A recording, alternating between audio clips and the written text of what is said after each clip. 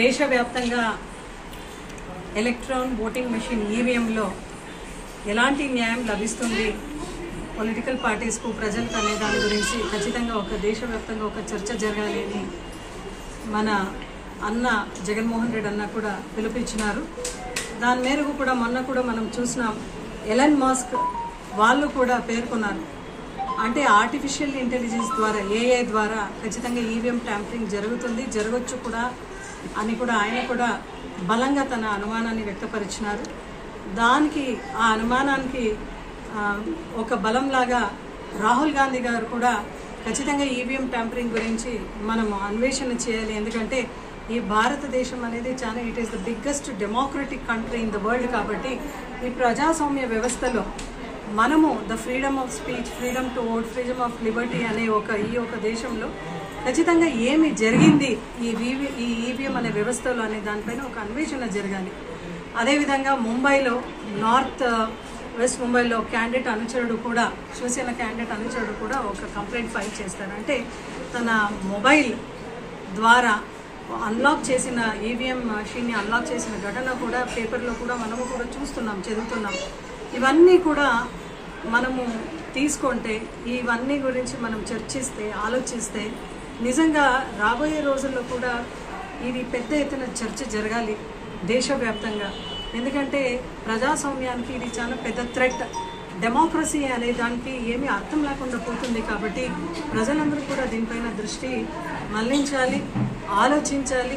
అదేవిధంగా పెద్ద వేదిక ద్వారా దీనికి చర్చించాలి, ఈవీఎం గురించి చర్చించాలి అని కూడా మనం ఆలోచిస్తూ ఈరోజు మంత్రి గారు అచ్చెన్నాయుడు గారు కూడా ఎంఆర్ఓ ఆఫీస్లో కానీ పోలీస్ స్టేషన్లో కానీ తెలుగుదేశం కార్యకర్తలందరూ కూడా పసుపు బిల్ల అనేది ఏదైనా ఒకటి తీసుకొని పోండి, మీది చల్లుతుంది అనే వ్యాఖ్యానించినారు. నిజంగా చాలా బాధాకరంగా ఉంది. ఎందుకంటే గతంలో మన జగన్మోహన్ రెడ్డి సార్ అయితే పార్టీల అతీతంగా, కులాల అతీతంగా ప్రతి ఒక్కరికి కూడా సంక్షేమ పథకాలు ఇస్తాం, ప్రజలందరికీ మంచిది చేస్తాం, మంచిదే చేయండి, ఎలక్షన్లో మాత్రమే రాజకీయం చేయండి అని పిలుపిచ్చిన నాయకుడు జగన్మోహన్ రెడ్డి గారు.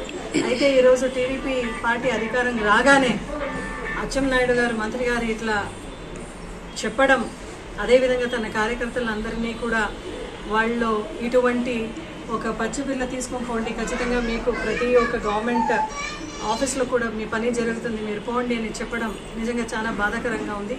ఇది కూడా ప్రజాస్వామ్యానికి ఒక థ్రెట్టే అని చెప్తున్నాను. డెమోక్రసీ అనే దాంట్లో అందరినీ సమానంగా చూడాలి మనము. అటువంటి ఒక నేపథ్యంలో ఈరోజు అచ్చెన్నాయుడు గారు చెప్తా ఉండేది నిజంగా ఖండిస్తున్నాం. దీని గురించి పార్టీ వర్గాలు కూడా టీడీపీ పార్టీ వాళ్ళందరూ కూడా ఇది కరెక్ట్ కాదు అని మీ అందరికీ కూడా ఈరోజు మనము అపీల్ చేసుకుంటున్నాం. ఎందుకంటే ప్రజాస్వామ్యంలో అందరూ కూడా ఎవ్రీ పార్టీ ప్రతి ఒక్కరికి కూడా న్యాయం జరగాలి, ప్రజలకి మరీ ముఖ్యంగా న్యాయం జరగాలి. ప్రజలు మీకు అంత మ్యాండేట్ ఇచ్చినారంటే డెఫినెట్లీ మీరు అందరూ కూడా సరి సమానంగా చూసుకుంటూ అందరినీ ఈక్వల్ ఆపర్చునిటీస్ ఇవ్వాలనే దానికి ప్రజలు మీకు ఒక క్లియర్ మ్యాండేట్ ఇచ్చినారు. దాన్ని పక్కన పెట్టి మీరు ఎంఆర్ఓ ఆఫీసెస్, పోలీస్ స్టేషన్లో పచ్చబిల్ల వేసుకుని పోండి అని చెప్పడం అచ్చెన్నాయుడు గారికి ఇది కరెక్ట్ కాదు అని వాళ్ళందరికీ కూడా ఈరోజు వినవించుకుంటున్నాం. దయచేసి అందరికీ కూడా సమన్వయ న్యాయం చూసినట్లు మీరు చేయాలి. దానికోసమే మీరు మిమ్మల్ని ప్రజలు అంత రూలింగ్లో ఈరోజు కూర్చోపెట్టుకున్నారు అనేది మాత్రము మీరు మర్చిపోకూడదు అని ఈరోజు వాళ్ళందరికీ కూడా చెప్పడం జరిగింది. ఈరోజు అట్లా చెప్పడం, పచ్చబిల్ల తీసుకొని మీరు గవర్నమెంట్ ఆఫీసెస్లో రిప్రజెంటేషన్గా మీరు పోండి అని చెప్పడం ఇది ప్రజాస్వామ్యానికి అతిపెద్ద ప్రమాదకారం. ఎందుకంటే చాలా థ్రెట్ ఇది డెమోక్రసీలో. ఈ డెమోక్రటిక్ కంట్రీలో ప్రతి ఒక్కరికి కూడా ఈక్వల్ ఆపర్చునిటీ, ఈక్వల్ రైట్స్ ఉంది. అటువంటి హక్కుని మీరు ఈరోజు హరించడానికి వెళ్తున్నారంటే ఇది కరెక్ట్ కాదు. దయచేసి మీరందరూ కూడా టీడీపీ పార్టీ వాళ్ళందరూ కూడా ఆయన చెప్పిన మాటల మేరకు మీరు అన్వేషించుకోనాలి.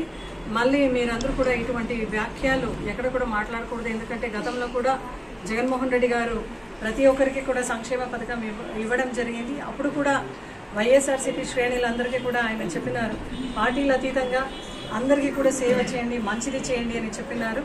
ఎలక్షన్లు మాత్రమే ఎలక్షన్ చేసుకోండి అని మాత్రమే చెప్పినారు.